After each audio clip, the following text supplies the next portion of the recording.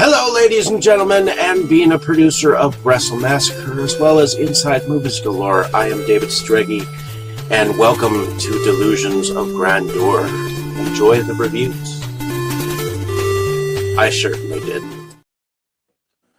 Hello, ladies and gentlemen, and welcome back to another exciting film journey here on Inside Movies Galore. I hopefully you had a good week, and we're going to be beginning a new month here. Another, I would have to say, birthday month, because it can be no other than SeptumSin versus the world's birthday this month. Correct? Well, June. Oh wait. That's right. This was one of your months, so that we allowed you to have. So you chose a whole month where you're going to be handing out skeleton keys door to door.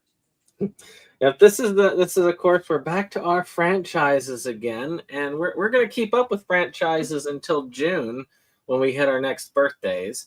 But this time was my choice, and I decided to do the Skeleton Key franchise.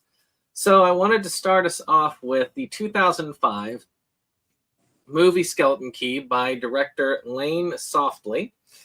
And the reason why I picked this film to go with the others is because when I reviewed the other films, people would come after me in the comments telling me how terrible I was for ragging on this film when I didn't even review this film.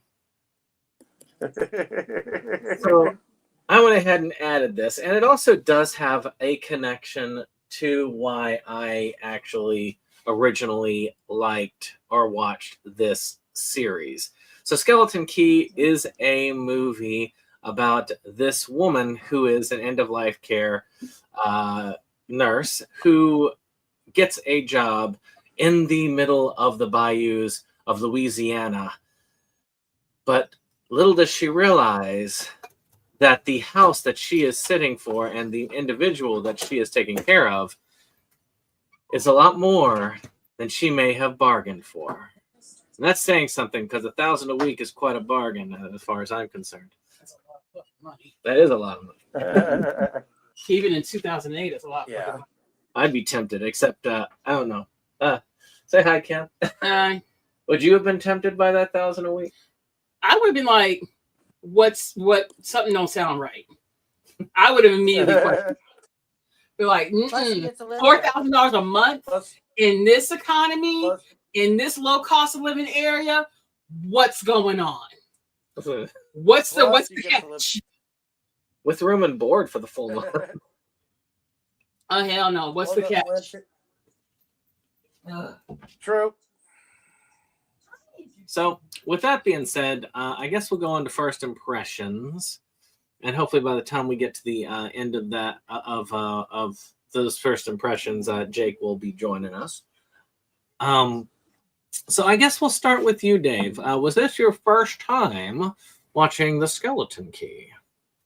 No, but it has actually been years since I've seen it.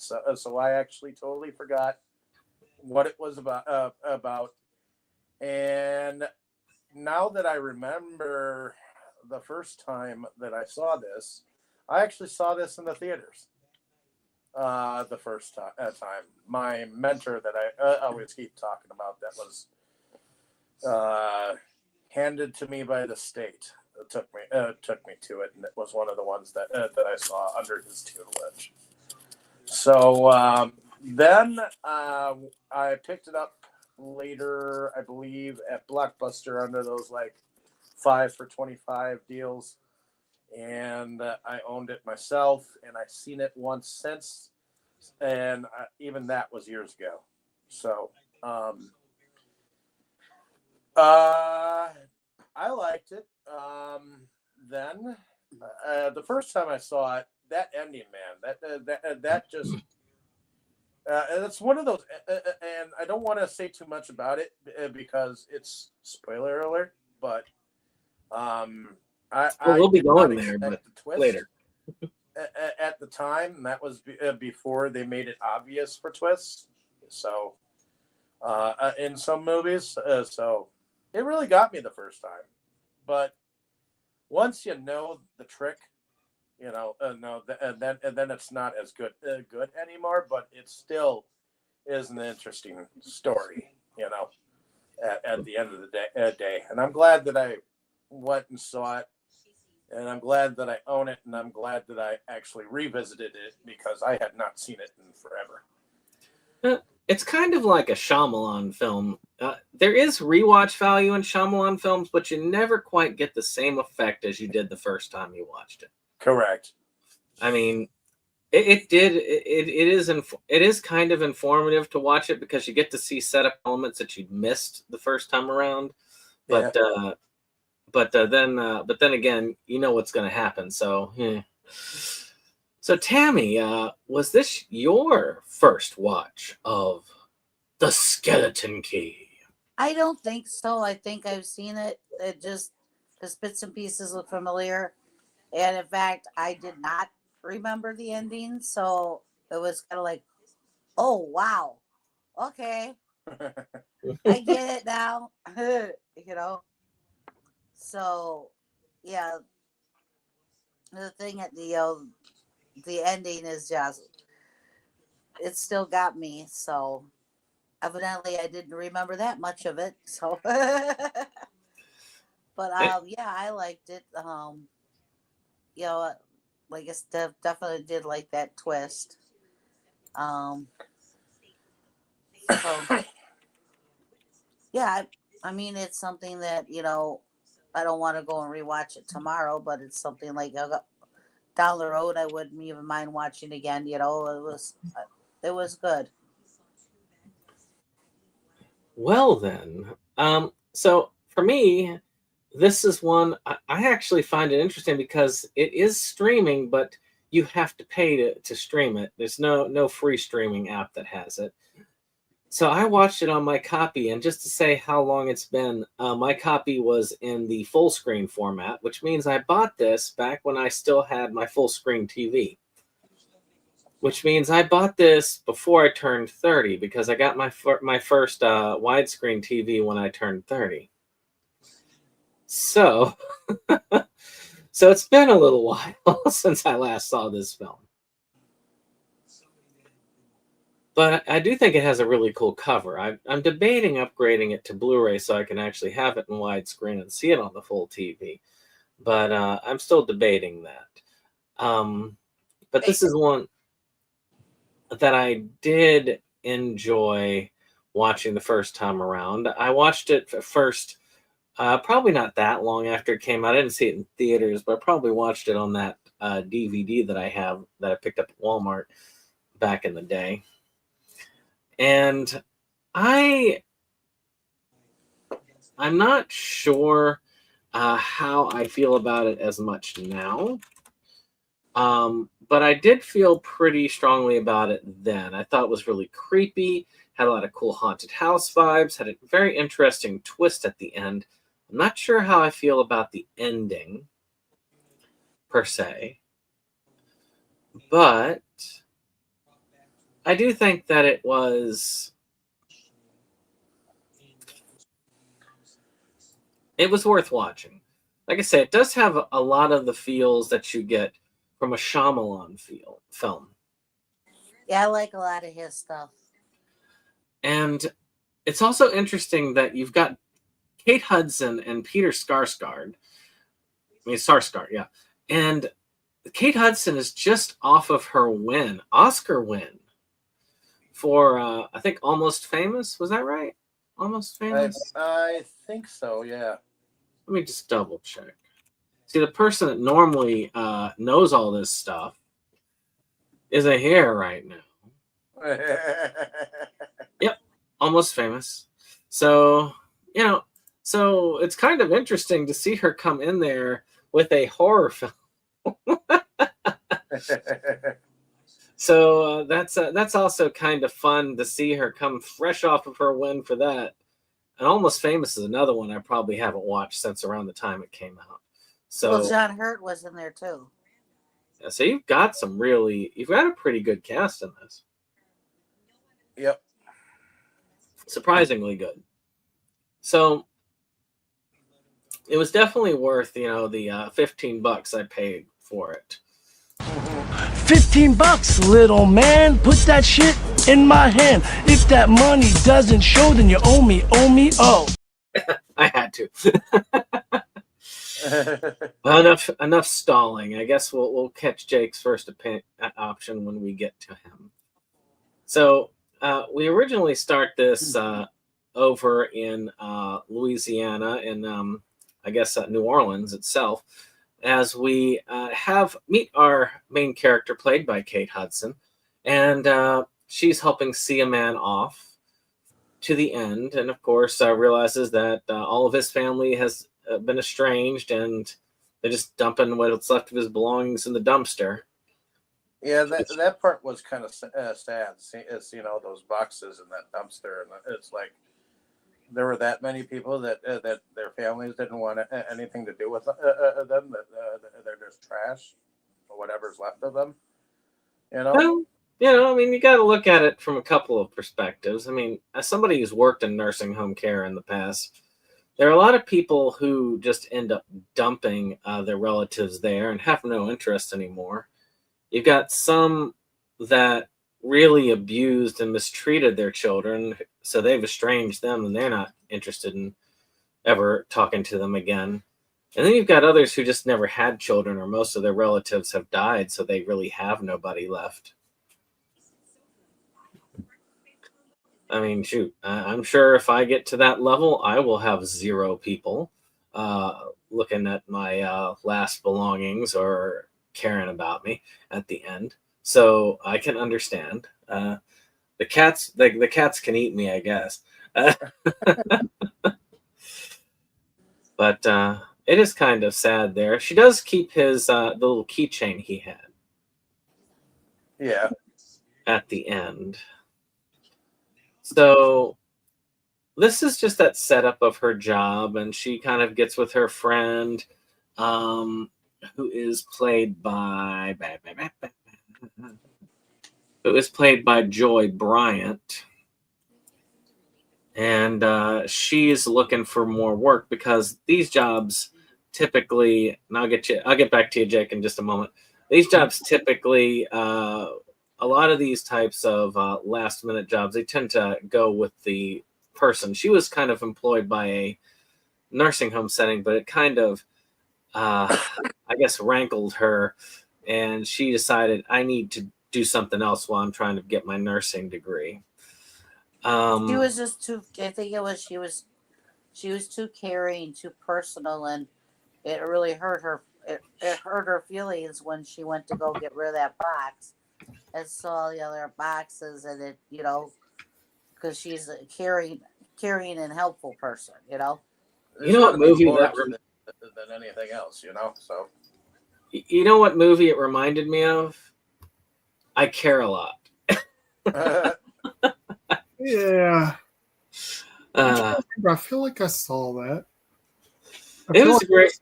I saw it. It's a great movie. Cool. I hated the main character. Huh. And you're kind of supposed to, because she's not she's not a likable person. No. But her fight with the guy that's played by what's his name? The little person that's, yes, that fight is hilarious. Where he plays a mobster. But so Jake, was this your first time seeing Skeleton Key?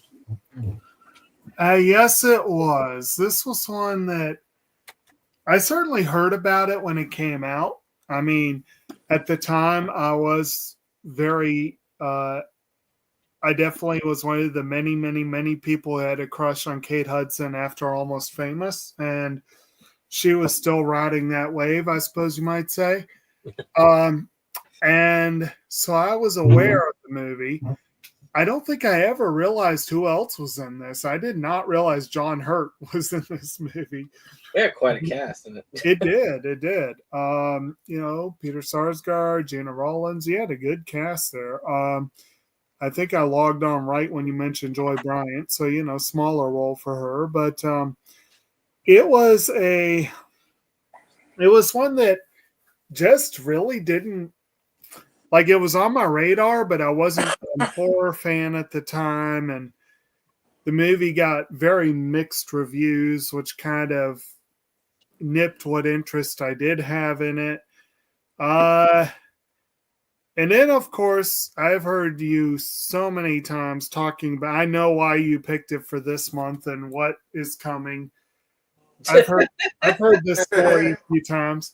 Winter is coming. So I'm curious. I was curious about it, but it just never happened. So I'm kind of glad I finally got a chance to watch it.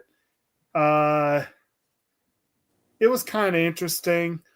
It did. There was one particular moment that I'm going to have to pontificate about when we get to it. But other than that, it was interesting. It was good. I wasn't blown away by it. I don't know how well I'm going to remember this movie, but it was worth a look. Yeah, it was interesting to it is an interesting follow-up to Almost Famous. Yeah, somewhat. So, as we were getting into, of course, she finds that ad in the paper. Mm-hmm. $1,000 a week, room and board paid. Now, that's an almost too good to be true rate, especially considering as it's in the middle of bumfuck Louisiana, right? And that the cost of living ain't exactly high there.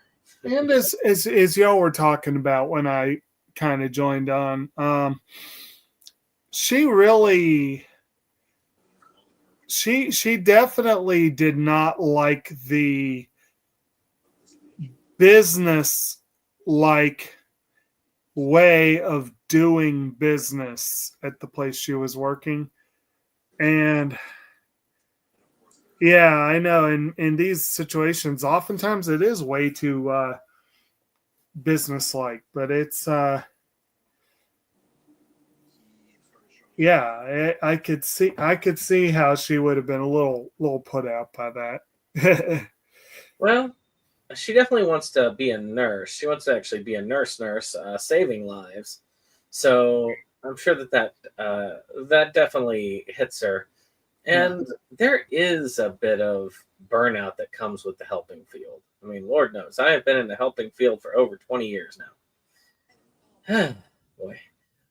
And I will say that there is definitely some level of burnout that comes with it. And that's a hard thing to work with, especially if you're in that newish phase of it. You want to save the world. Anybody who goes into that field, when they start out, they want to save the world. No one goes in it for the money. Money. But like I say, nobody goes in it for any of that. They go in it because they want to help others. And so I'm sure she going in there, she sees that stuff and it just doesn't hit her right. So she definitely takes up on this. Maybe not the wisest of decisions. She goes in and she visits she basically does a cursory visit. And at first, the old woman that's there doesn't really like her. Right. She's like, no, she's not going to respect the rules of the house. Now, well, no offense to Kate's character, but I would not wear a dress like that, even if I was built like that, to my interview.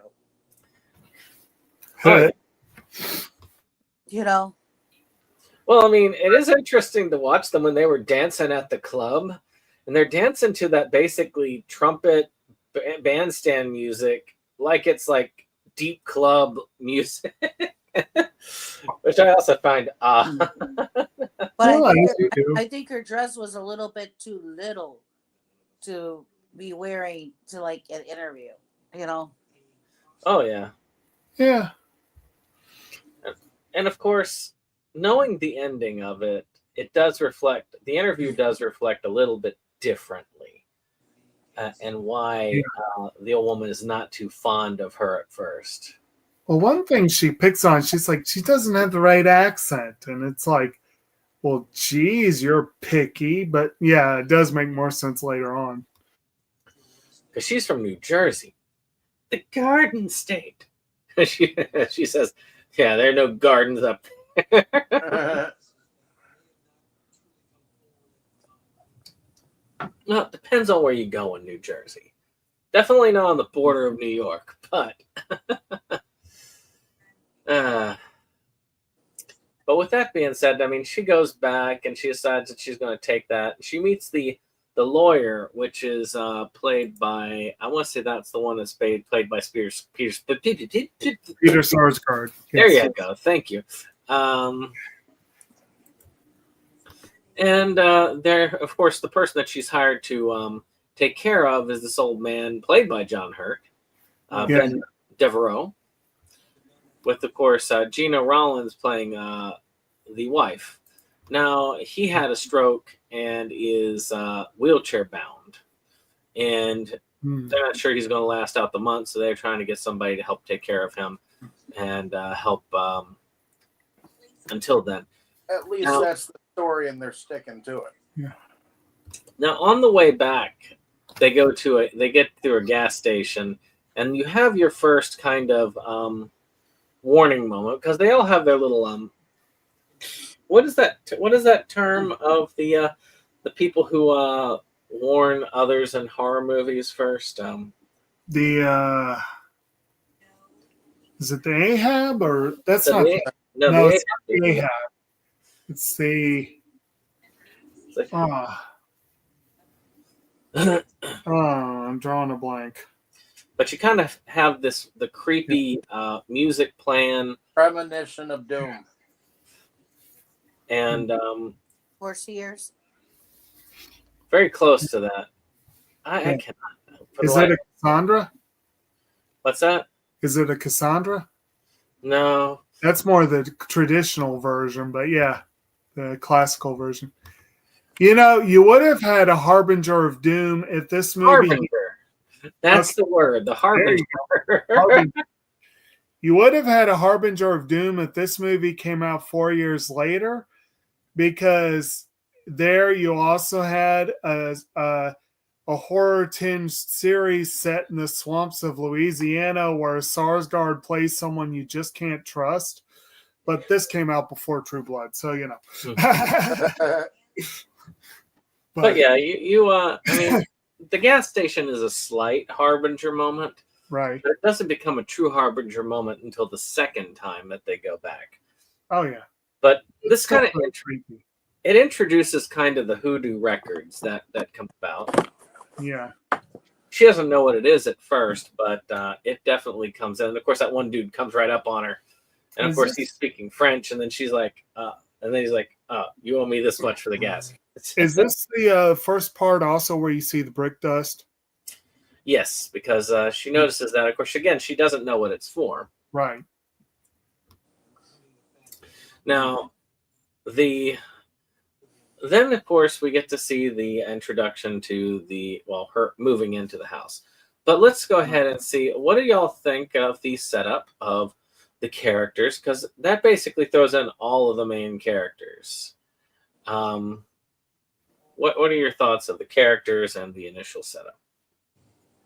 Well, the wife of the husband, she seems like she's kind of like a born and raised Southern a woman with very stubborn traits. Yeah. One could say ageless Southern woman. One could. Skarsgård, his character, well, he's kind of clean cut, at least at first. As we get to know the character that Kate Hudson is playing, I'm not entirely with her character of being curiosity that killed the cat kind of thing. I mean, she is way too fucking snoopy. But, well, that's what they wanted, though. They wanted somebody who was going to snoop around. Yeah, I know, but still, when you're supposed to be working for, a living, you're supposed to be respectful of the house and respectful of of the people you work for. She was definitely not. Well, she gave her a skeleton key, which was supposed to unlock everything, and didn't say that she couldn't go anywhere. Right. So, yeah, she gives her the skeleton key, and of course, they also indicate. See, it's amazing when you watch this a second time around or multiple times, you realize how much they actually had planned for this and how much was actually purposefully done. Right. To get her to that point at the end. I mean, they indicated at the very beginning, oh, by the way, yeah, he collapsed in the attic, which is planting an idea in her head. And of course, Miss Snoops-a-Lot has to go up to the attic and notice that there's one door that skeleton key won't open. Right. Well, and also as far as, again, the basic setup, I didn't necessarily think that she was, I mean, I'll be honest, if I was in a big old creepy house like that, I would probably ask a little bit more, but it's the way Miss Devereaux is so standoffish at first. They're almost at cross purposes at first, and she almost has to act independently from time to time. Yeah. So there is that, which is, Brandon said, maybe later on that proves to have been intentional. And yeah, Jen Rollins basically plays her as a very snooty, opinionated, set in her ways kind of woman. Yep. Skarsgård basically, I don't mean to say this as a knock on him as an actor, because he is a really good actor, but he almost always plays a variation on a theme, which is usually the clean-cut, seemingly nice guy that you can't trust as far as you can throw. Yeah. That is usually his role. And of course, there are subtle salesman. But there are comments to the effect of, I guess the young people are learning, they're getting along, or something of that, this sort of hints that, they might be some potential there, at least as the old woman sees it. Of course, you don't get a whole lot from the old man at this point. You mostly just see him as nearly catatonic, which is the story that we've been given. And I gotta give I gotta give John Hurt props for taking a role where he has very little dialogue and has to do almost all the acting physically. That I give him props for that, and he did a good job with it. Yeah, I mean, you could tell. I mean, a lot of that acting there was, just him basically doing expressions, movement, Right. And then when he made that work, oh my, that he did it really well. Right. So with that, I guess we'll go ahead and start getting into the meat and potatoes here. So this house has a lot of weird stuff to it, like the mirrors are all taken down. Yep. Now, one thing that is a southern thing, matter of fact, this was something that my wife had commented on when I had the death of my my step-grandmother. As a matter of fact, because she had said, why are all the mirrors uncovered? Well, that's actually something that is a deep South Louisiana thing, that somebody dies in the house and the mirrors are uncovered, their spirit could be trapped in the mirrors and then trapped in the household. And this sort of thing that they're using here, which of course the reason why they have the mirrors there is for a couple of reasons. But later on, that's also something that helps trigger her curiosity, which eventually she does corner the old woman later in the movie, who says, well, you can see the spirits of those old people in the mirror as they're coming by, which is why she did it out to help stop the ghosts from haunting. And there are definitely indications of that because of the creepy noises, the doors shutting. And of course, a lot of that leads to her telling the story that is the background. But you don't see that until a little bit later, until she finds the locked door in the attic. And she does eventually find the key to that door and breaks in to find all of this strange hoodoo stuff along with that record. Well, she also finds a piece of another key that had been like broken off inside of that door, which is why her key wouldn't work. Her key wouldn't work. Right. But she gets it to work. Mm-hmm. Right. We also see little things here and there, like there was a picture on the mantle of the previous owners, and she said we like to respect the history of the house. And when the girl,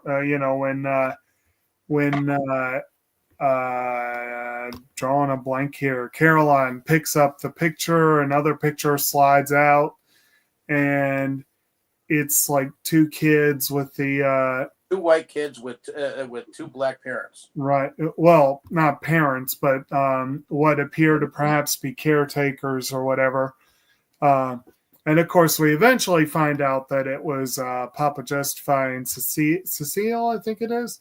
The main two, Mama Cecile. Yeah. So you get those little, and then here and there you'll see other little hints of the history of the house and whatever. Yeah,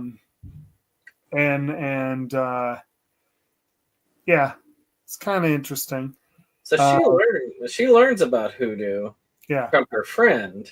Yeah. When her friend catches her playing that record back at their place when she comes back to visit in the city. And even finds that there is a shop out of a laundromat that sells hoodoo items. Right. And the premise of it is that, well, it's harmless if you don't believe in it. Right. Well, there is one hint earlier that caught my attention because of the absolutely atrocious. It was interesting. Like the movie apparently did make some efforts to do some actual research into hoodoo and these traditions and whatnot, but they neglected to necessarily keep everything at that level of authenticity.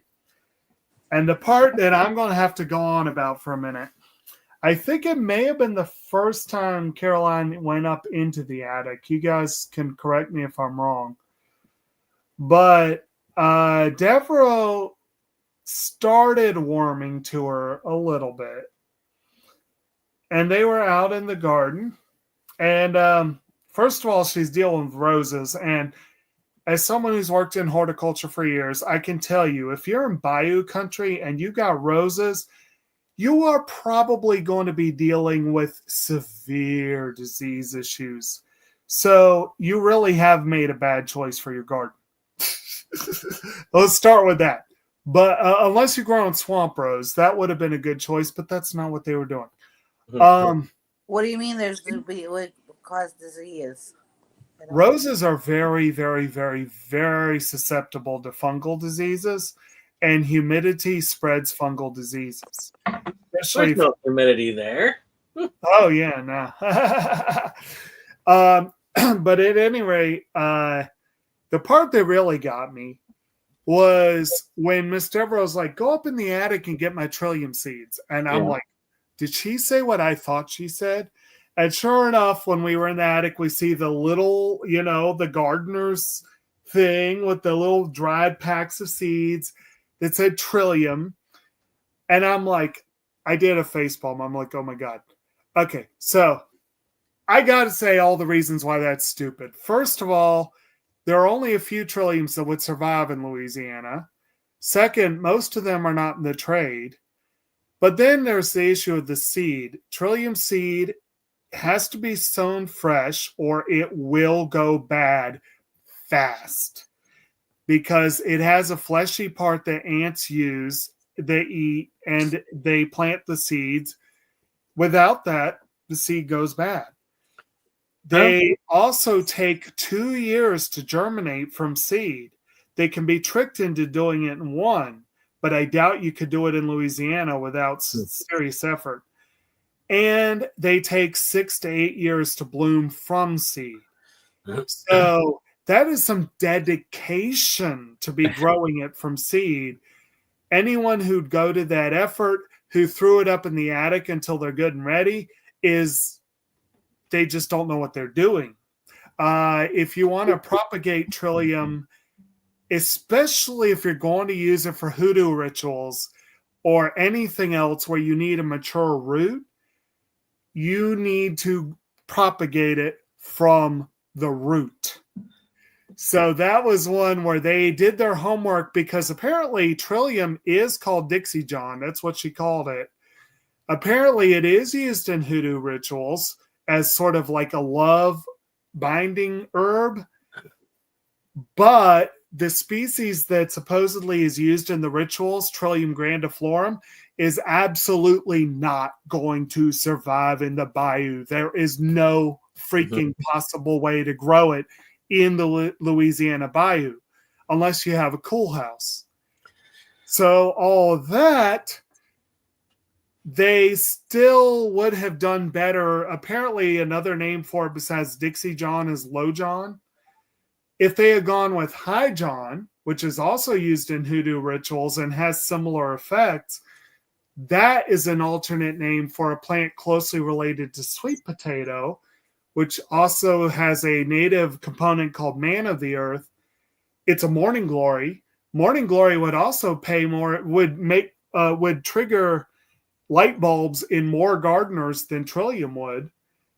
I feel like they made a really, really weird choice. All told, they made a really weird choice going with trillium instead of morning glory. That's my rant. But so I got a couple things that might, not entirely, but it might close a couple of the plot holes. More about hoodoo. It's very possible that she wasn't leaving it just to stay there. It's very possible that she had just stashed it there right before she got there, because the point of having her get the seeds was to have her to go into the attic and get all curious. So it may be that it wasn't left there very long. And then if anybody would have the patience to wait 6 years for it to germinate and grow, it would be these people. Oh, yes. Because they've got plenty of time. And they very well may have a cold house on the property. They didn't show it, but they may have one because, again, it is an extensive property. What about people that don't know anything about these seeds except for what I just found out now? Exactly. I mean, it's something that only somebody like Jacob would probably notice. Voodoo, than anyone else in this group, you know.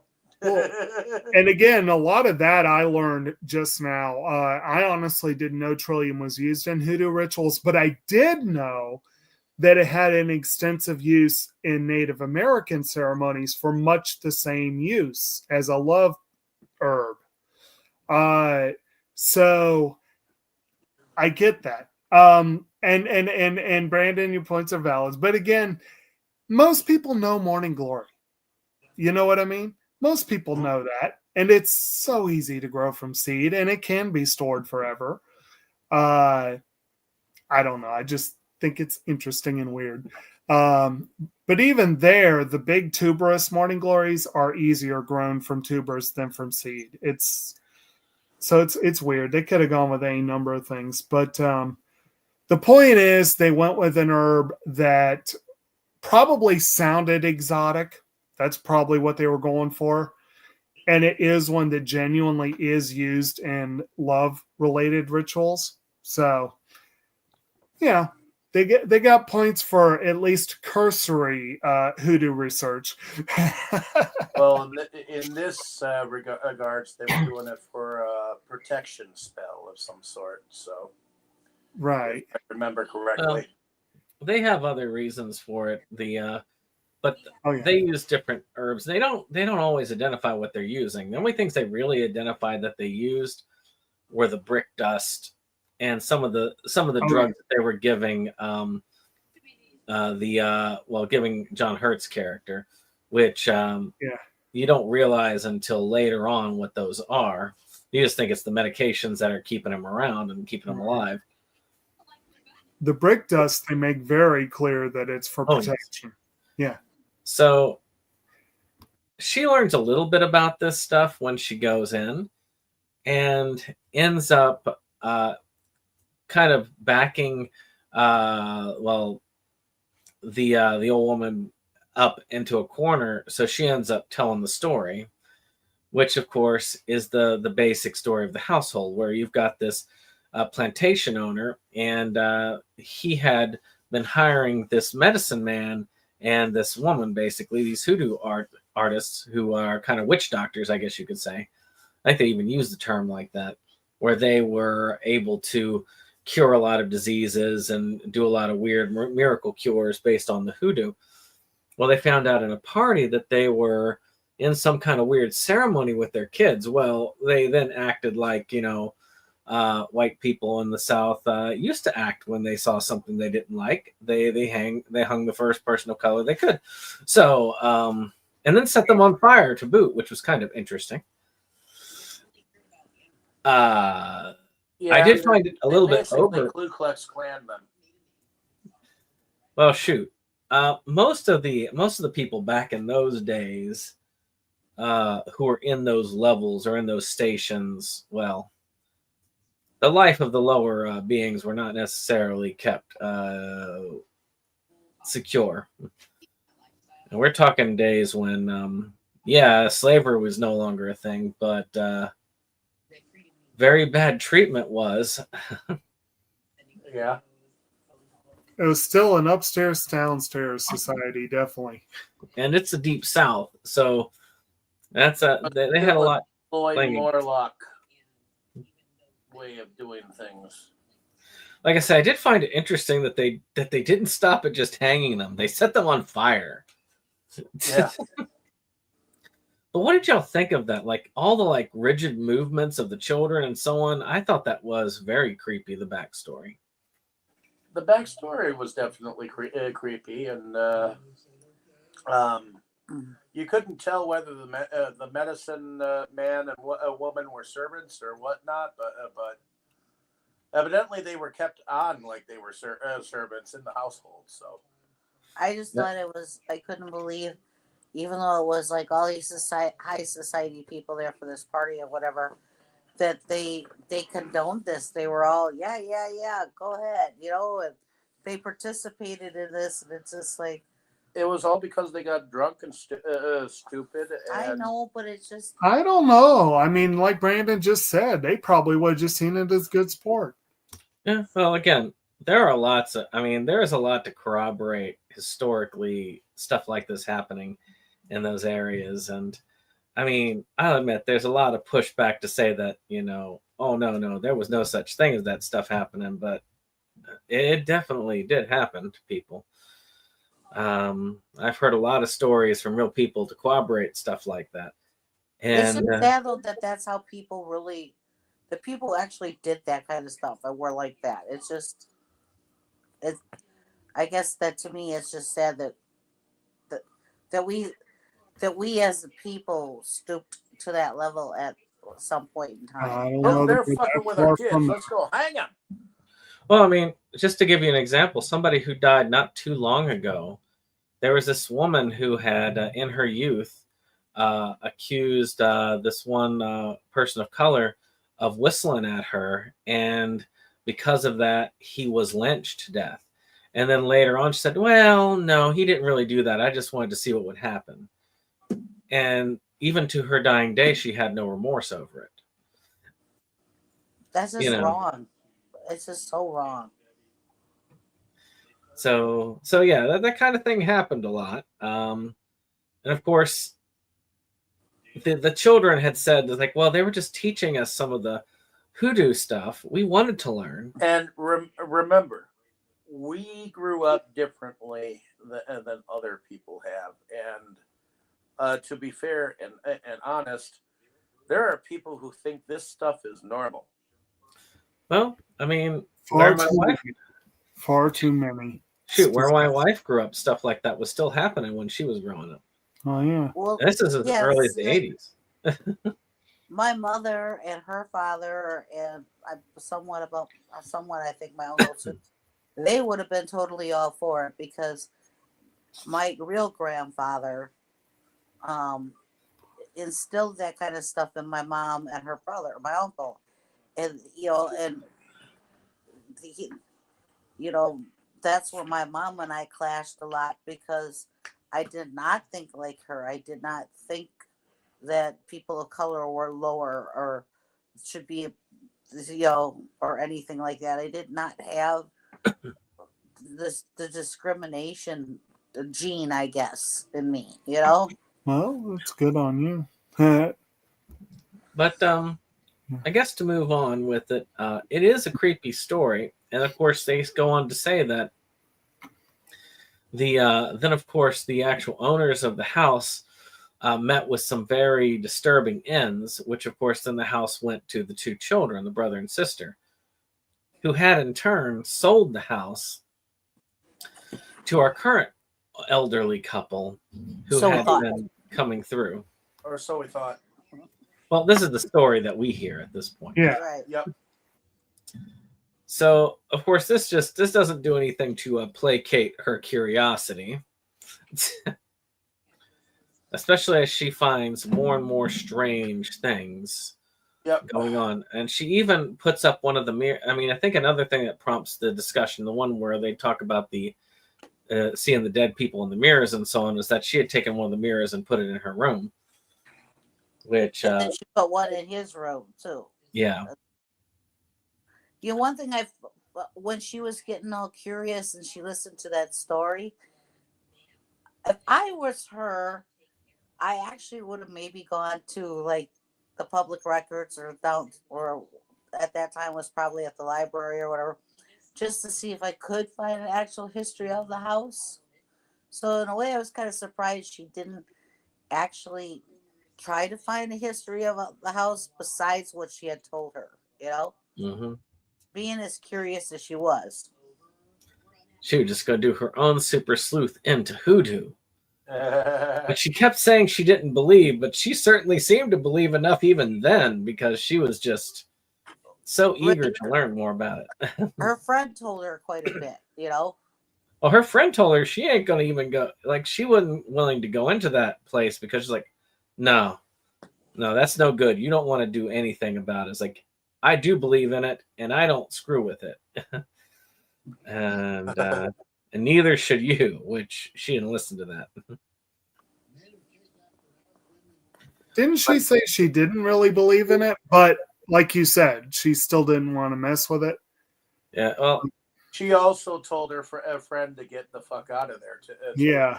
Too, so, which I can actually understand, sort of that viewpoint. Like, I've kind of had I kind of take the viewpoint when it comes to religious practices generally, that there are things that are, well, to use Christian phraseology for a minute, because it's something I'm familiar with.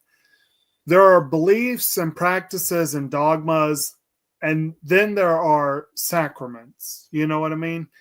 Like there are the things that you do, the things you say, the things that are almost like rote behavioral, or you're just singing the songs, or and then there are the sacred things that are core to the religion. And I just feel like whether you believe a religion or not, you can do all you want with the practices, with the dogma, with the songs, with all that.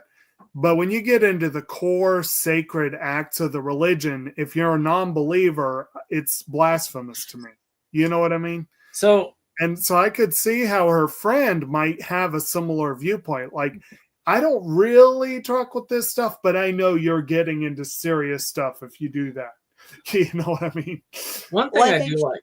I think her friend had some insight from her grandmother, right? Because she even told her that told her about the shop that's in the laundry there, right? That her grandmother goes to.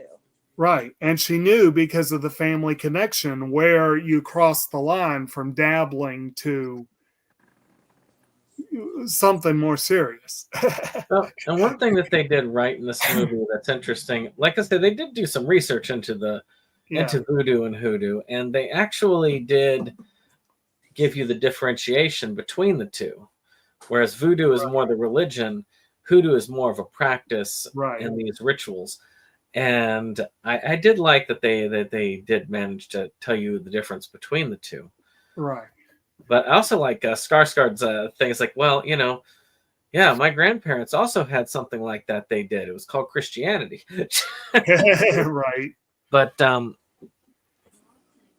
it is true. A lot of these, there are a lot of different local things that all kind of grew out of the same general thing, but each one was different. Like Santeria is similar, but it's completely different because it's a different tradition, All comes from a similar root. Right. Which is, because Santeria is not too far off from the voodoo and hoodoo. Right.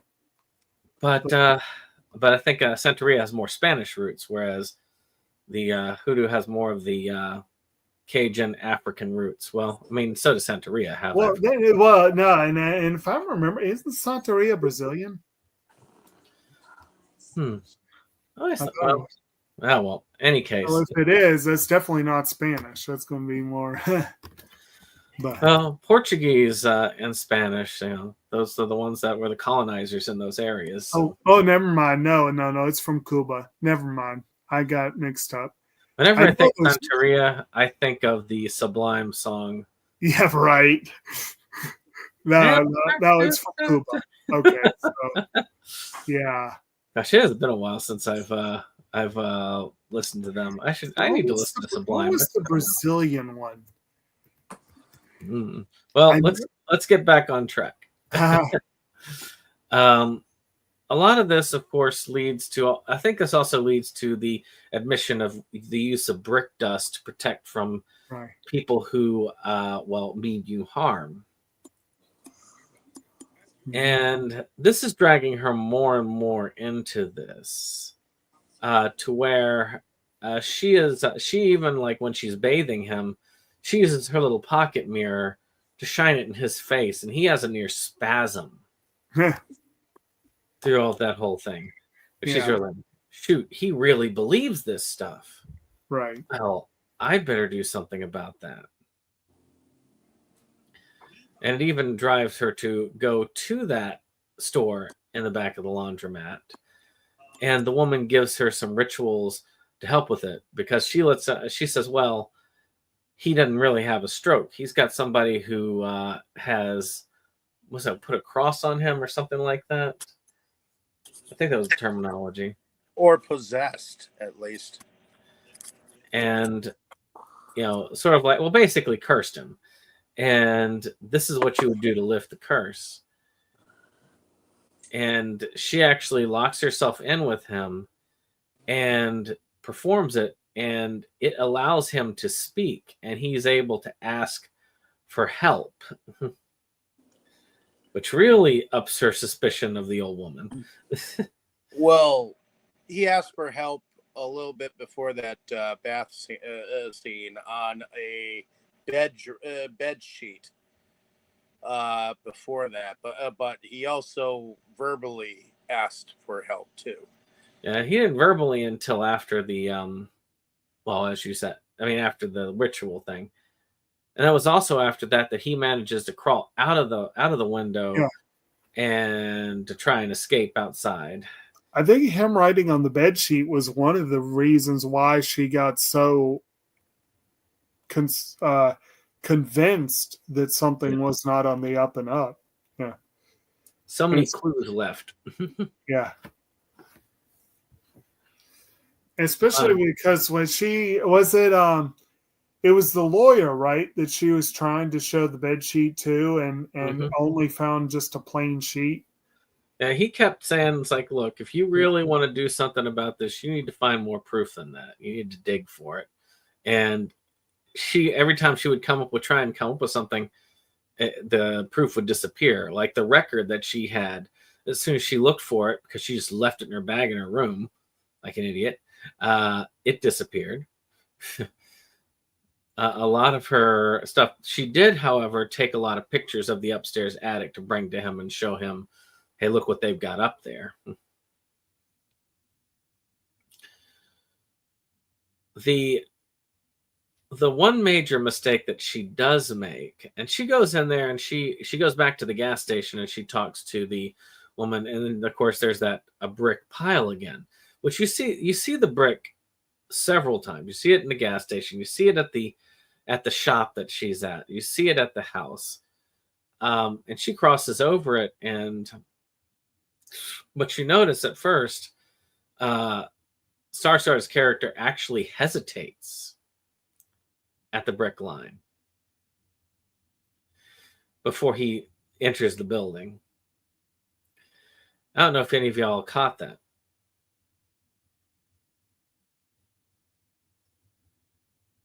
What are you saying?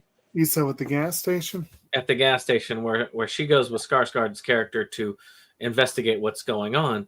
And oh yeah. And he does hesitate at that brick line. Right. And then, of course, I didn't realize he did that. But, of course, he was able to pass the brick line because he didn't have any interest in harming the woman inside. Right.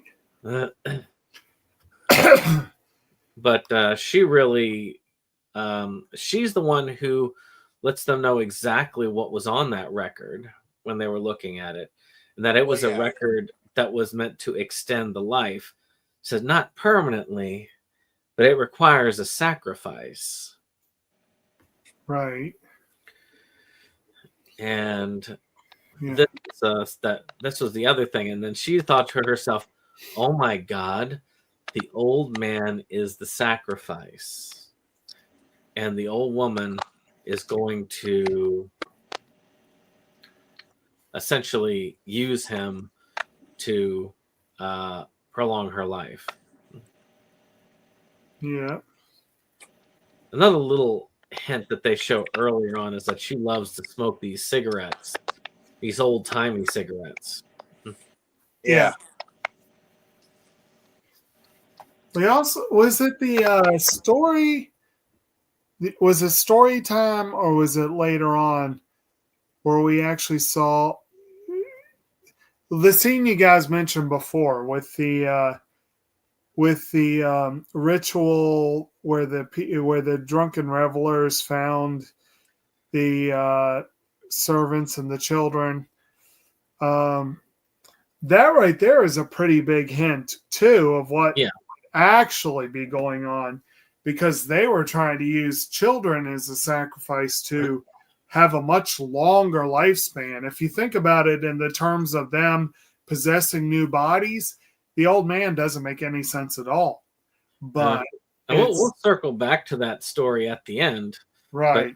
But yeah, it's there's little hints of what's going on all throughout. And this is a movie that is worth coming back to if you've only seen it once, just because there's a lot of little hints that show you that they are constantly hurting her in a particular direction. They're having her find these clues. They're nudging her just enough.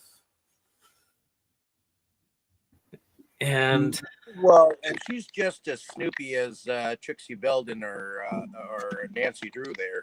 So it doesn't take her much to go and okay, let's see what the fuck is going on here, you know? Well, yeah. I mean, again, I'm not so sure it's just her being a snoop for Snoop's sake. I think it's more of she is convinced the old woman is up to no good and she wants to protect the old man. well, again, it's more of they were stoking what was already there, right, and trying to find out. Yeah. In this sense, it would have almost been ruder of her not to go snooping. Of course, what we know now is we have enemy ships in Sector 47. It's a trap. So true. But of course, she decides to then do a test with brick dust on the old woman, asking her to come in as she's prepping dinner. And of course, she can't cross the boundary. But there is something there's a mistake that she made there, because that was enough of a tell to the old woman that she now believes in the hoodoo. Right. And that things are ready to move on to the next step of their plan. And of course, she says, she invites her. It's like, we've never had dinner together. So why don't we do that? And while they're doing so, I think this is a great setup because she is Carolyn. That's her name, right? Carolyn. Mm-hmm. She is trying to poison her while she's trying to hex her. So yeah, she dumps the old man's medicine into the sugar cubes.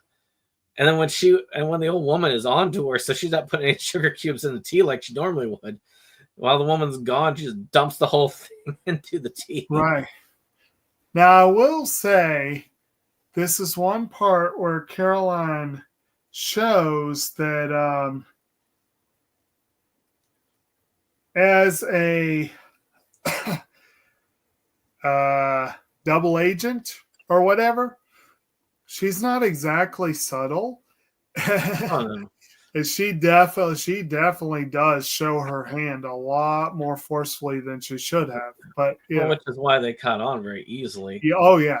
And one thing that Kim caught on to that I did not is that she had switched out the medicines so that she would end up faking not being knocked out. That was actually not the medicine. I didn't catch that. So well, they both had an agenda at that dinner. There was, yeah, the old lady did something to, the food, because she kept pestering her. I made this specially for you. I made this just for you. So apparently she ended up faking passing out. Apparently, but because she knew that it wouldn't look quite right if she hadn't pretended to pass out to have her make her move. But she didn't recognize the strength that Kate Hudson's character had in getting that old man out. But I think when she did her pratfall, she hit her head on the table, which didn't take it there. It was a pretty good fall there, though. Yeah. I don't know about you, but that sounded like it hurt. Yeah. A good smack. I was surprised as well. We're getting to that part now that she actually would think that little bug would open that fence. yeah. Oh, jeez, yeah.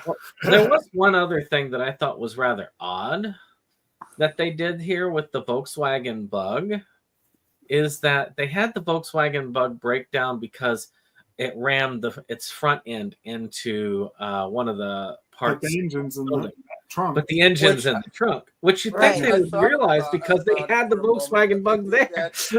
they did that in the same thing in The Haunting. But do you realize that a Volkswagen Bug, the engine's in the rear end? Yeah, which is strange. You'd think that the filmmakers The realized that engine is because in the they rear had one. end in the Volkswagen Bug. Yeah. Yeah. So it should not, her smashing the front end of it shouldn't have disabled it. True. It would have been the same as smashing the trunk into something with most cars. But like I say, the filmmakers should know this. They've got the car. Yeah. Nobody popped the hood on the car and realized there's nothing there. They didn't think people would notice. And actually, if there ever was a car that would be great to ram the front of a gate with to know that there wouldn't be enough damage to the darn engine block, probably be a Volkswagen Bug. Well, yeah, but I still, when I realized she was going to ram the gate with the thing, I'm like, that thing's not going to break the gate. Yeah, that's a bitty car. Oh, there's also not enough leverage anyway because of all the money. Yeah. I mean, she manages to get away by stashing him in the boathouse and taking the boat. Now, one thing I thought was interesting, it's raining blood. It's raining like cats and dogs. Uh-huh. And it's raining when she gets to the lawyer's house.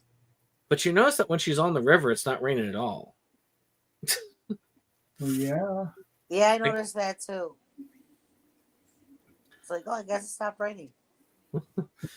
Stop raining enough because it's more difficult to paddle in the rain. You gotta stop while there. Rain does come and go. Besides, maybe she was in old growth forest where the trees were blocking the rain. But it was a clearing she was moving into. Now there you go. That's the thing. All the old growth blockage won't do you anything if you don't have any trees above your head at the time. But the lawyer, she does get in there and she's presenting all this stuff. It looks like she's got everything set. But then she notices a few things. She notices that he has pictures of her.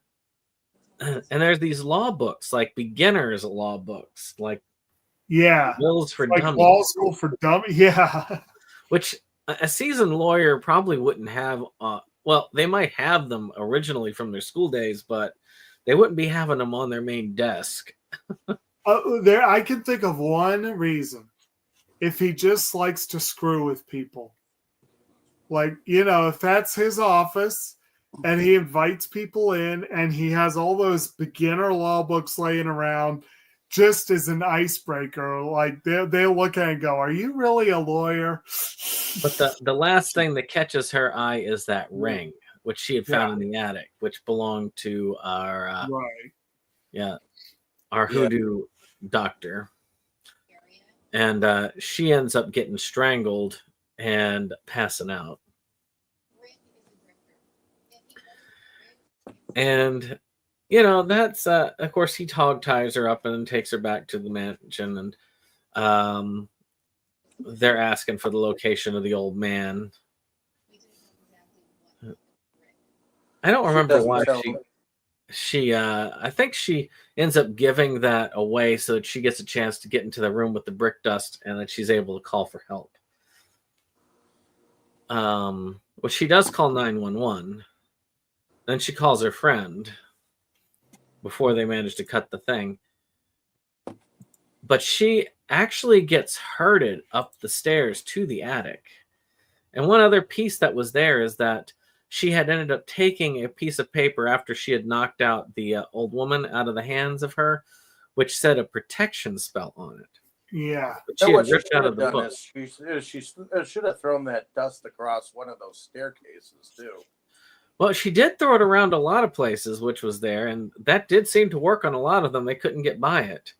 Right. But they were using the elevator. Yep, they used the elevator to bypass it. Yeah. And So then, what's up? So she flees up to the attic, and she creates this protection circle, exactly as it was on the thing.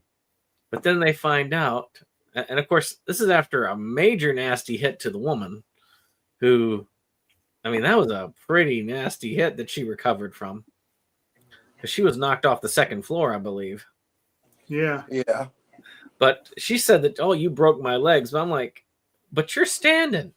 Mhm. It's all better.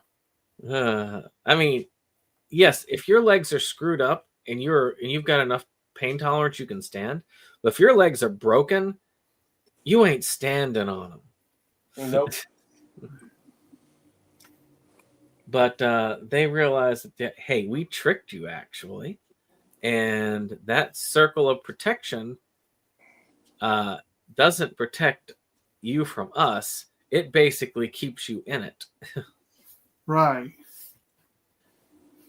So they're able to complete this ritual where they use this mirror, where you get to see the flashes of all the previous bodies that they possessed, all the way back to the original woman. And of course, the mirror flies at her and smashes to pieces, leaving the old woman and Kate Hudson's character on the floor. Which we flash forward a little bit to her waking up and then her walking over to the old woman and taking one of those cigarettes and lighting it, showing us that the ritual is complete and that she has managed to possess her. And of course, they force her to drink that medicine and have her and the old man taken out. And as they say, well, sometimes a sacrifice is more like an exchange. This definition's a little murky. And have them off on the ambulance. And of course, her friend also shows up to the lovely news that, well, they must have really loved her because they left her the house in their will. Yeah. Which, of course, you find out that they have been the ones possessing. They possessed the children, and then they in turn possessed the man and the woman, which, of course, they were getting old, so they then possessed the lawyer and, well, Kate Hudson's character. Which, that's really dark when you think about that hanging, because the people that they were hanging and setting on fire were actually their own children. Yeah. Which I do kind of feel sorry for the kids in that. But that was the whole of the movie, and that was the twist. And a lot of the stuff that you got to see led right up to that, right up to them manipulating her until they got her to that point. So what did y'all think of that? I thought the twist was really unique and interesting, and like you said, there was little hits here or there and everything, but then it was just like, oh wow, I was like that the first time around. Again, it's not something that you would necessarily, unless you're really looking into it. I didn't pick it up on the first time around. I didn't know how it was going to end. How about you, Jacob? This is your first watch through. Did you predict the ending as it was? No. To be honest, the movie for the most part didn't really strike me as the kind of movie that would end up going there, if that makes sense. Yeah. Like, I had more respect for it after it was over than I did up to that point. It's very Shyamalan-like, as we were talking about. In a sense, yeah. And it's at least as competently done as most of his movies are. It is interesting. I could see this being one that might be worth a revisit knowing how it ends. But incidentally, did we tell people spoilers? Yeah, at the very beginning we said so before you got in here. But yeah, I will admit I do enjoy movies that kind of pull the rug out at the end if they earn it. and I feel like this movie mostly earns it.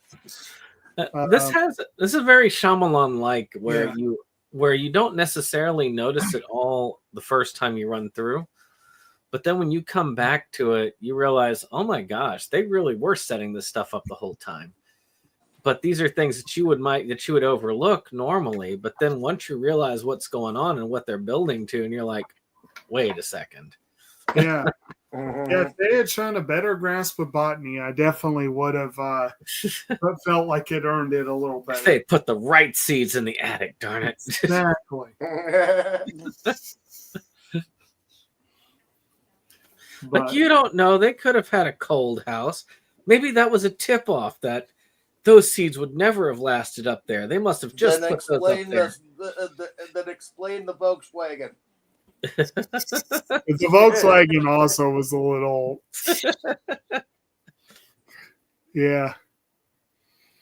Those things are actually much more sturdy than you would think. Well, yeah, they're sturdy as hell. But I mean, I remember a high school gathering where a friend of mine drove a VW Bug. And I think it was 4 of our friends picked it up and moved it as a prank while she was sleeping. And I figure a car that is light enough that 4 or 5 high schoolers can pick it up and move it is probably not going to be sturdy enough to ram down a cast iron fence. Which it didn't. Probably not. It did. In all fairness, she did not break the cast iron fence with it. No. So She moved it a little bit, you know. Yeah. Well, I mean, the force that you would have driving into it would move it a little bit. Right. I mean, it's not stone. Yeah. If she would have rammed it again, maybe she would have done all right. If it wasn't raining. Yeah, I do think that the mud would have affected traction in a very negative way. If she had it dead on at where the chain and lock were, that might have been enough force to bash the lock open. But again, She would have had to do it more than once. Yeah, probably, yeah. Not in that weather. They got that right too, though. With Louisiana, is that the rain can be pretty nasty, Right? and it can apparently stop right there, even though they were in a flood warning. Mm-hmm. Because you got to see the level of flooding after the whole thing the next day. Uh-huh. But yeah, that was Skeleton Key. Anything else on the plot before we move on? Not that I know of. No. I was kind of moving a little bit faster, but I know Tammy has to be out a little bit early tonight. So, so let's talk, I guess, about production design. I actually thought that the production design did a good job about the creep factor. The setting was really good. I think any of these horror films that take place in Louisiana do have a good creep factor too. There was one called there was one about a video game that took place there. I can't think of what they called it. It was about this video game that if you died in the video game, you died in real life. It was based off of that story about the woman who bathed in blood in Louisiana. Oh, did it have Frankie Muniz in it? I think so. Yeah, I know the one. But that one particular was pretty. I thought it was pretty good setting wise. They had enough set pieces that were different, and I thought that a lot of the makeup that they did was also really good. Yeah. Well, what do y'all think? I thought the production was pretty good, except for we touched on a few points like the bug,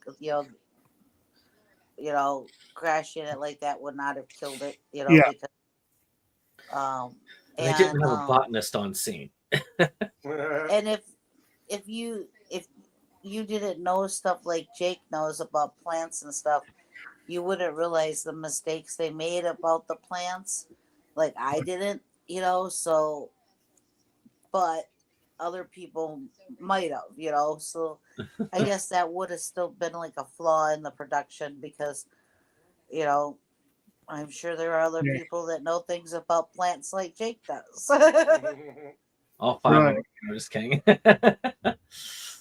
And also, supposedly, they didn't actually film the film in swamp country. They filmed it in drier parts of Louisiana and used like CG to help make it look swampier.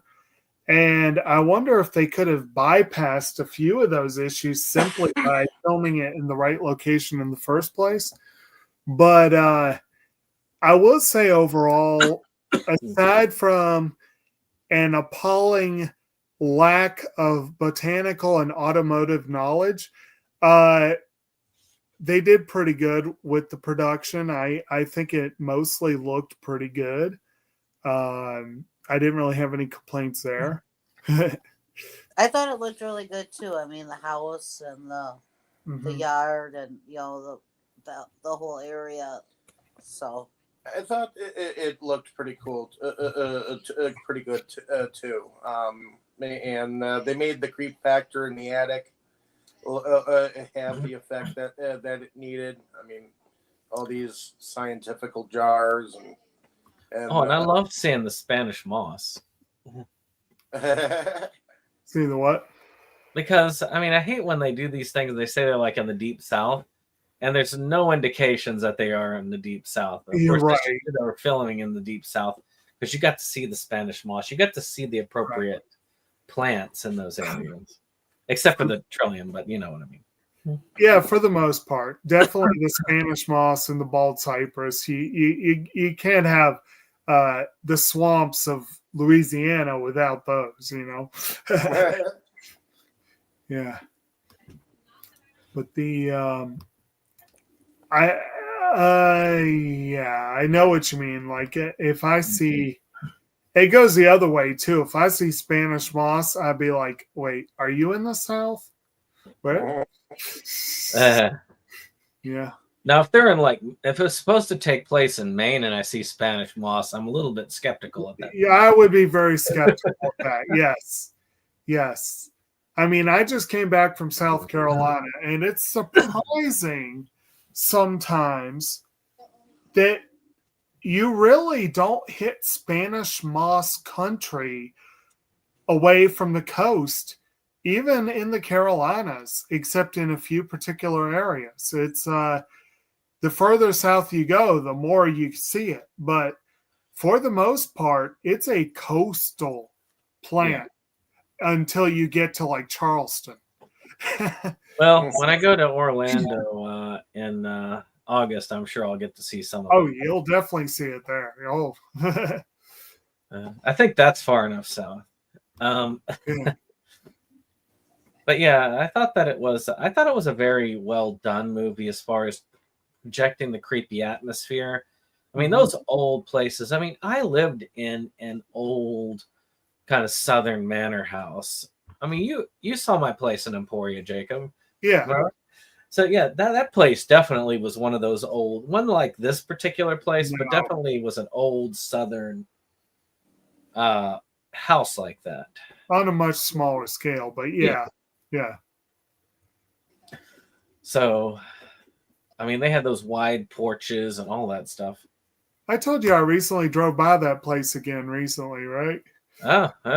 Yeah, drove right through Emporia, and I was like, oh, I know that place. Did you pick up any crack while you were there? That's what they said. No, I didn't. No, just passing through.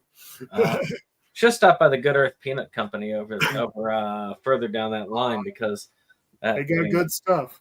They have good stuff. But I thought that it was pretty good. I mean, how about the music? I mean, I actually really like the music in Louisiana.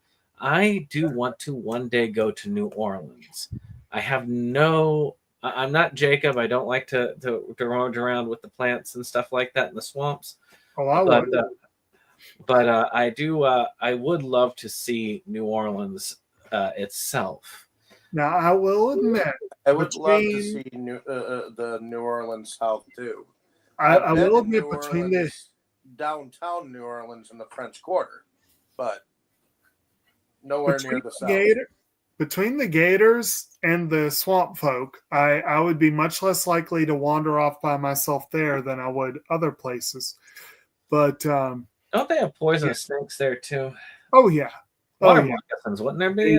They do. They have water moccasins. If you get far enough from the wet parts of the swamps, you'll definitely see the diamondback rattlesnakes, canebrake rattlesnakes, probably a couple others. But I was thinking that's too far west for coral snake, isn't it? what's that? It's too far west for coral snake, isn't it? I know you. Well, coral snakes are weird. If I remember, pine barrens over the pine barrens of western Louisiana, you would find Texas coral snakes, but I don't think you would find coral snakes in and around New Orleans. Of course, then again, I'm not sure I'd be wading in the waters of the swamps in New Orleans on my own at night. Yeah. Just so long as you don't walk up to a gator and say, "Crikey!" Crikey, bit me on the nose. Well, they just showed a guy on the news that this was in Florida, that they were playing golf and a gator came up and he took his club and started shaking it at him and followed and made the gator go all the way back to the lagoon. And they were talking on the news. I don't think I would do that. Well, that's Florida. But anyway, They're crazy in Florida. I will admit I do love the found music in this movie. I very much enjoyed the soundtrack, but the score didn't really leave a full impression on me. Like there were a few times where I listened and I was like, I like this score, but I have already forgotten it. Kind of like y'all were talking about last week, Blood Simple. I think it did its job, but I really don't remember it. But the found music was good. That's the highlights of this for me was the found music, which is what I remember from the film more than I remember the actual score. Now back real quick back to the production. I see on here on the credits list, set decoration by Beauchamp Fontaine. I'm like, how's that for a Louisiana name? Yeah. So, anything else on the music?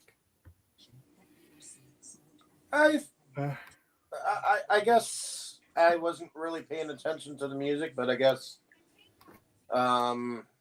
maybe next time I'll actually be inclined to listen to the music. I'm sure it was fine because it moved the film along, you know. Well, I remember what was on the record more than I remember anything else. Yeah, on the record, that was more terrifying to hear. And back to Brandon's point, though, if I were in New Orleans, I absolutely would be going to listen to the music as much as anything else. I do. I've heard actually at the folk festival, they've had a couple of Louisiana bands come up here, and it's fun to listen to that stuff live. It's fun to hear it live. So it'd be really fun to hear it where it comes from, you know? That I wouldn't mind going and getting a little bit of the party atmosphere of the of that area. I wouldn't mind while I can still, enjoy it. I'm almost to the point where I can't. Then I'd also like to try some of the food in some of the places while I still can as well. Yeah. Like I'd like to take a morning out of the hotel, go by Cafe Du Monde, have some of the chicory coffee with a few beignets, Now, granted, if things get much crazier than they are, and I get to feeling like, well, I don't have to worry about coming back from this trip because everything's gone to crap. I could think of a worse place to have one last big bash. What? I would say I don't know whether as far as like food there, unfortunately I'm not able to enjoy it as much as a lot of people, but they still have some stuff that I would like. Right. Yeah, you would not be able to get the full picture of the jambalaya, would you? Shoot, most of their food Or because the etouffee, right? the Gulf of Mexico is very big on that stuff. Well, you can't eat spicy food? It's not that. It's more of the food that they source from the Gulf. Mainly the shellfish. Oh, okay. Yeah. Anything with seafood stock or crawfish or shrimp or crab. Nope. Right. Oh, wow. Yeah, I love shrimp. Me too. They don't like me though. Yeah. Yeah. But well, let's look at the end here. Of course, favorite scene, favorite character, and what is your favorite horror / thriller that takes place in the South? So we'll start with we'll start with you, Jake, since we kind of ended the first impressions with you. Well, favorites.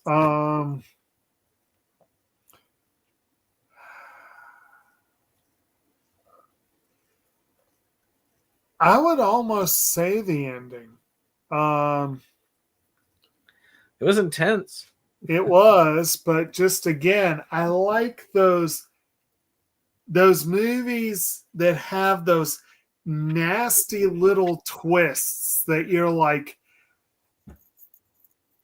okay, you mean the bad guys won? Okay. Like I felt really bad for, like, I'm a little hesitant because I want to say Caroline was my favorite character and Ben was probably my second favorite character, although that had more to do with just respect for John Hurt than anything else. But I did not like Devereaux and I did not like the lawyer. But once we learned who they really were, it gave them a lot more depth and interest, I could say.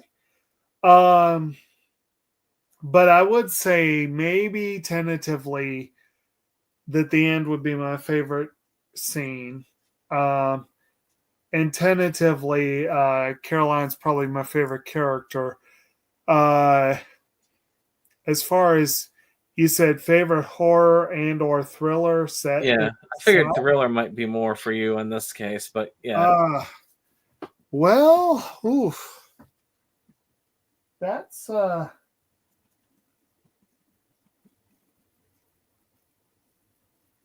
well, in a very real sense, one could say The Silence of the Lambs because most of it is set in the South. Yeah. It doesn't feel as Southern as this one, maybe because of all the scenes that take place at Quantico, but it still is technically a Southern film. But if we wanted to go full South and full horror,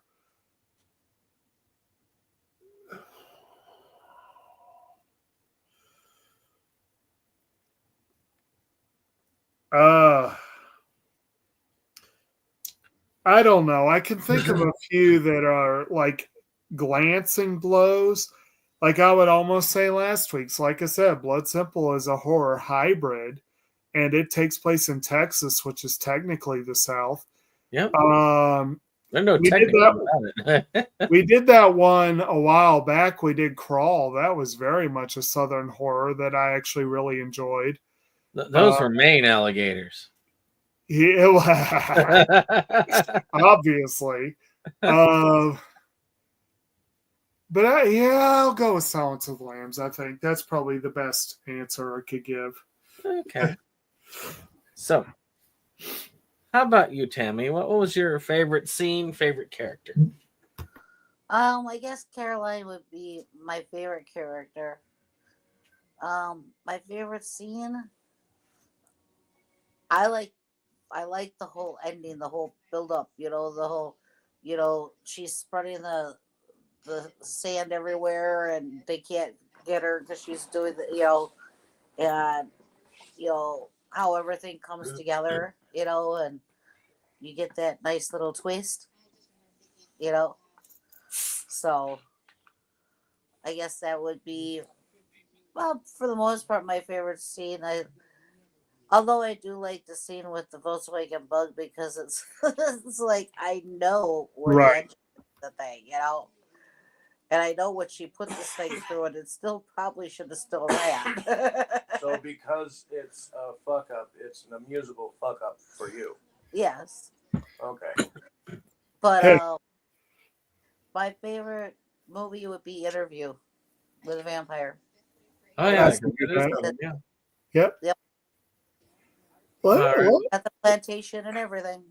let me back up real quick. If we're talking just to get back to Louisiana country, getting away from movies, but I'm going to back up to what I said earlier.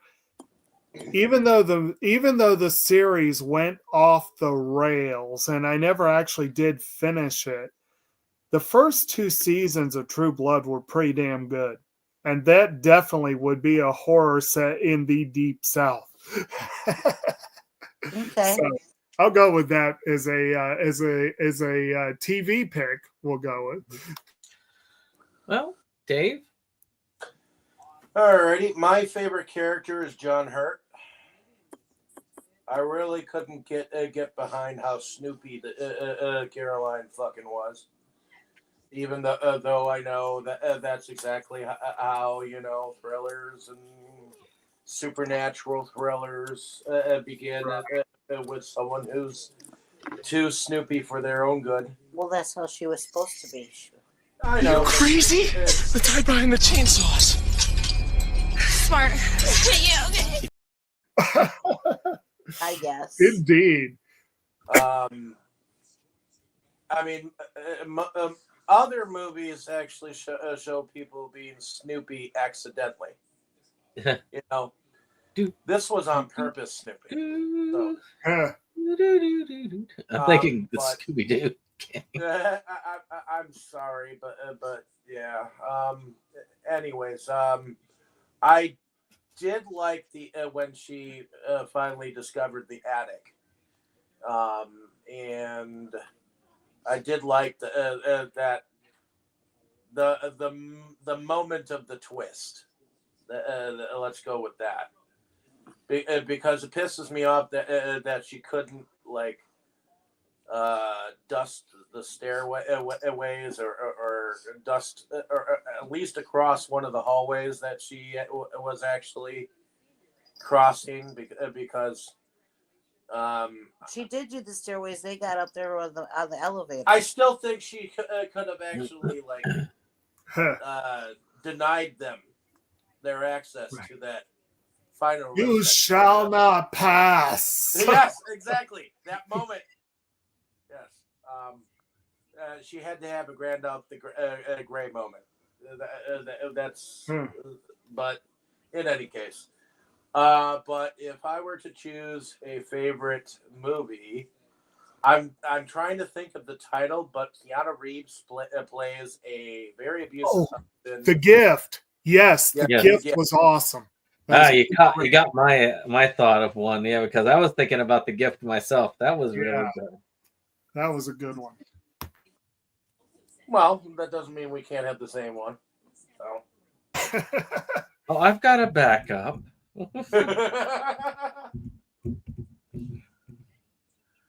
That was actually one of the first movies where Keanu Reeves impressed me with his acting, strangely enough. But yes, The Gift is an excellent one, and I'm glad that multiple ones of us are on the same page with it. So we need to do two for once.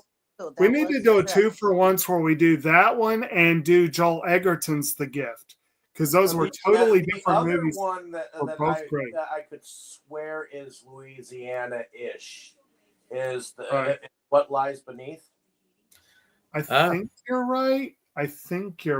Let's see. What lies beneath? Oh God. Harrison Ford and Michelle Yeah. Pfeiffer.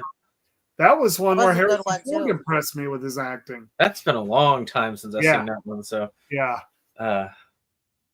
well, for me, my favorite scene was probably when they were come to the gas station for the second time. I thought that was pretty cool, where you got to hear the actual stuff and they got to identify it.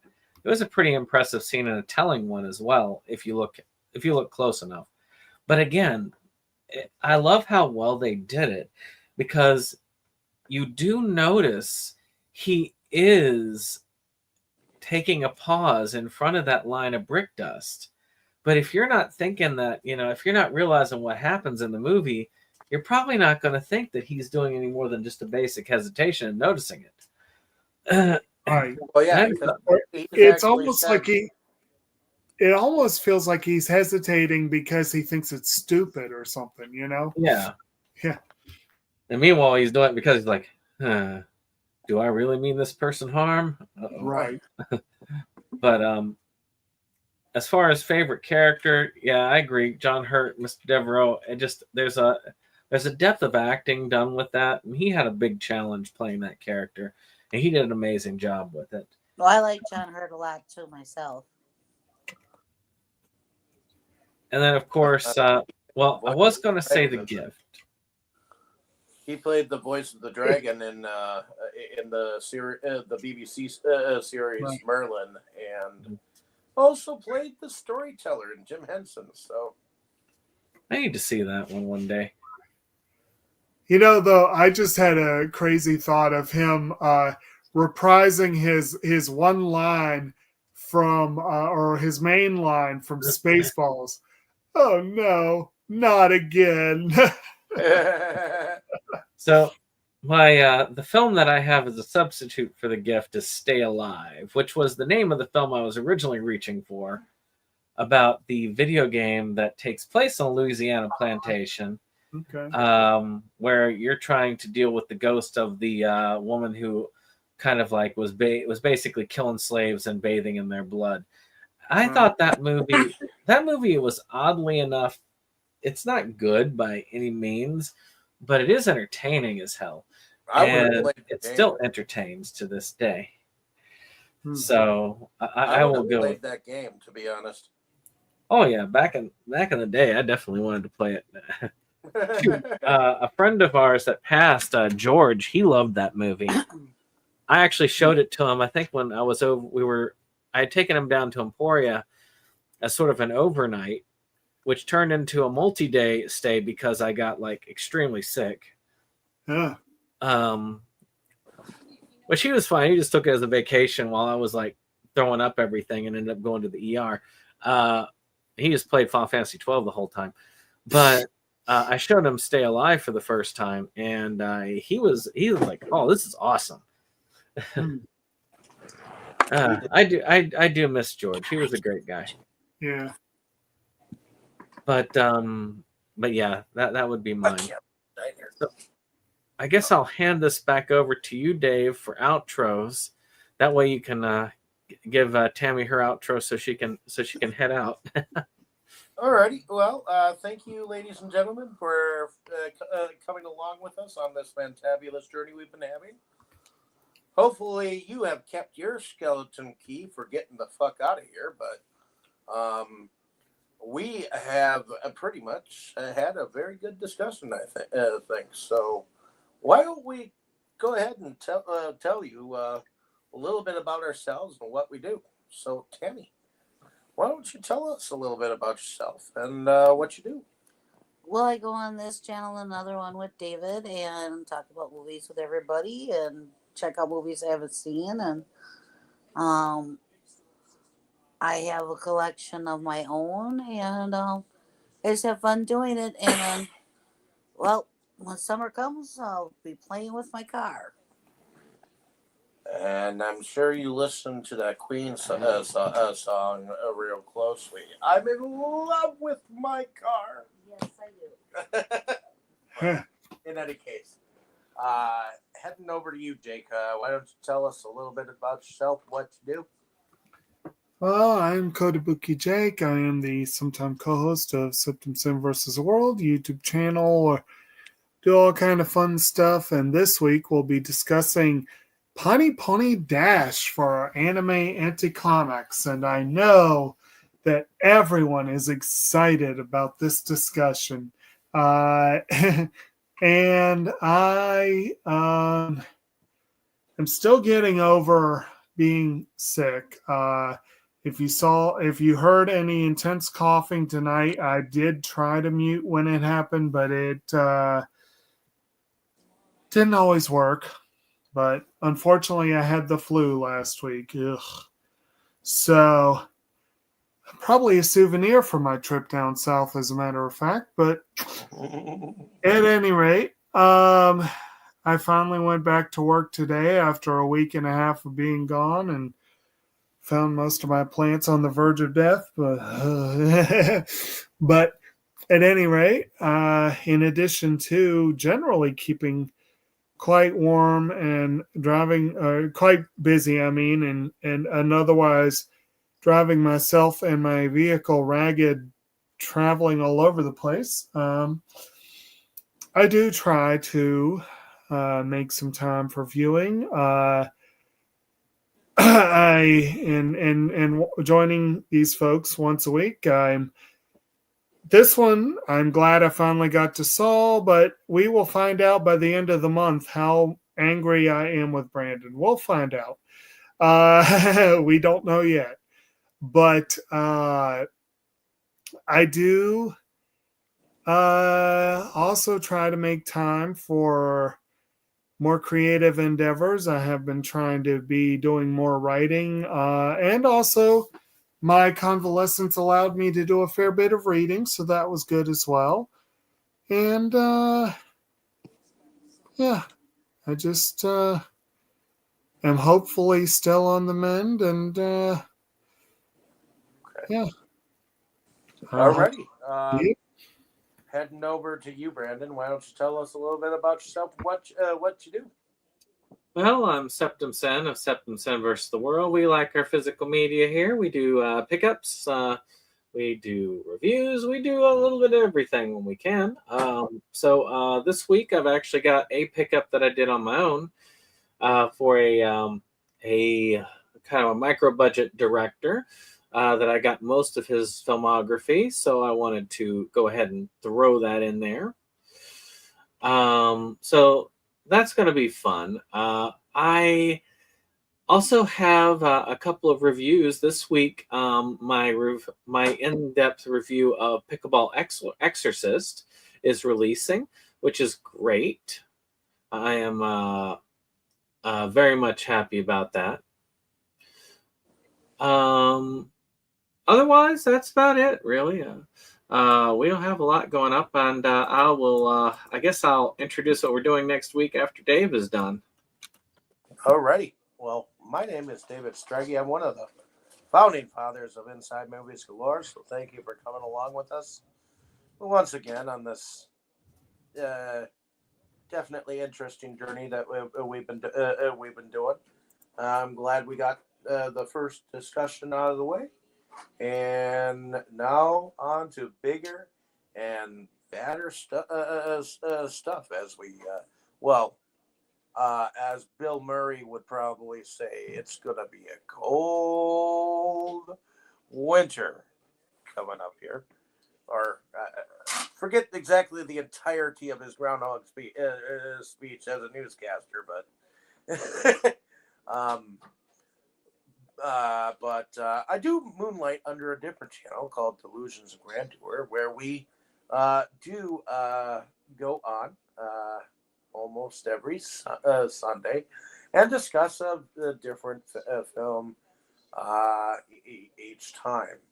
We attempted to do a Ring 2 discussion this last Sunday, but we had some technical difficulties on on one end. But so we will be back up and running this next Sunday. Hopefully, second time's the charm. And we'll also be doing a discussion on a short film called Rings beforehand. So definitely check that out. But I do some video pickups and some video reviews from time to time, and I've been releasing some music on my playlists on the channel. So check those out as well. Other than that, back over to you, Brandon. What do we have in store for next week and the coming weeks, actually? Well, this is franchise month. And of course, this is kind of a little tease because this is what people think of when they think of the movie Skeleton Key. And for all of you people who were leaving nasty comments on my Skeleton Key 2 review, this is for you. Because this is the Skeleton Key series that I was reviewing. So we're going to talk about John Johnson's Skeleton Key series. And we're going to do, well, Skeleton Key again, but different. Enjoy. Yep. Yeah. Oh, joy. Everyone say good night. Good night. Good night. Good night. Outro. Inside movies galore, just makes you just want more. We've had all in the world of media to explore. Horror, anime, or Curious George. Our love of new things was our reward. It is the best night of our week. Frankly, my dear, I don't give a damn.